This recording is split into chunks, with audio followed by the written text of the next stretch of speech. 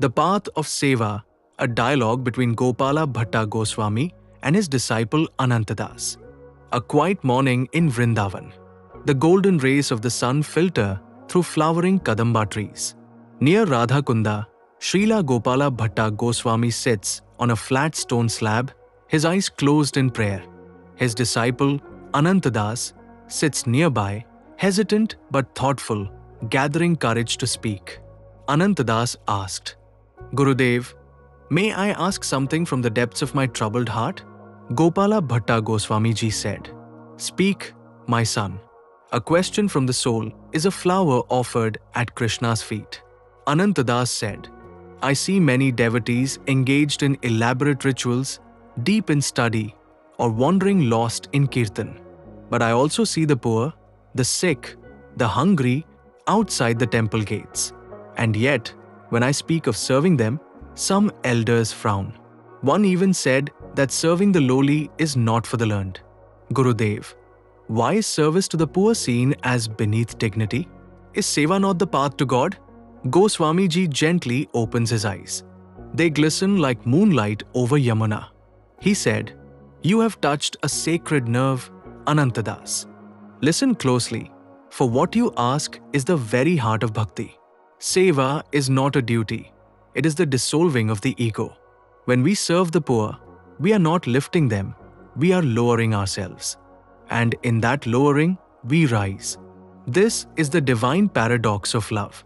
Anantadas said, But Gurudev, if that is so, why do so many think serving the downtrodden lowers their prestige? Goswami ji replied, Because prestige is a veil, my child. It blinds the soul. The false prestige of class, caste, and social title. These are the golden chains that bind a jiva to this world. They mistake the body for the self. But Krishna lives not in the golden halls of pride, but in the broken homes of humility. He pauses and points toward a beggar resting under a tree, wrapped in rags but softly chanting the name of Krishna. Do you see that man? He owns nothing, yet his lips move with Krishna's name. If you offer him water with love, it is Krishna you have served. If you wipe his tears, it is Krishna's face you have touched. Anantadas said, Then is serving others the same as realizing the self? Goswami ji replied, Yes, and more. It is merging with the self in all. Self-realization that does not lead to compassion is incomplete. Seva is the highest yoga. When we serve without superiority, we dissolve the illusion of me and them. And in that moment, Anantadas. Krishna smiles. Anantadas asked again, But Gurudev, what if someone serves out of pity or for fame?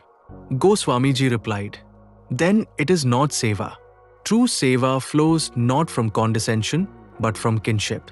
You must not look down upon the poor as needy. You must look up to them as Krishna in disguise, testing your love. Anantadas bows his head. A single tear falls from his eye. He said, You have removed a great darkness from my heart, Gurudev. Goswami ji said, Darkness is not removed by argument, but by love. Go now, feed the hungry, wash the feet of the tired. Offer tulsi and prasadam with joy, not judgment. In their smiles, you will glimpse Goloka. The wind whispers through the trees as Anantadas rises and walks away with newfound clarity. He walks not as a student, but as a servant.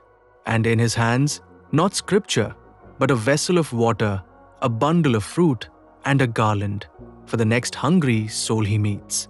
In the sacred land of Vrindavan, beneath the dust of Gopis' feet, Srila Gopala Bhatta taught that seva is not something we do, it is what we become.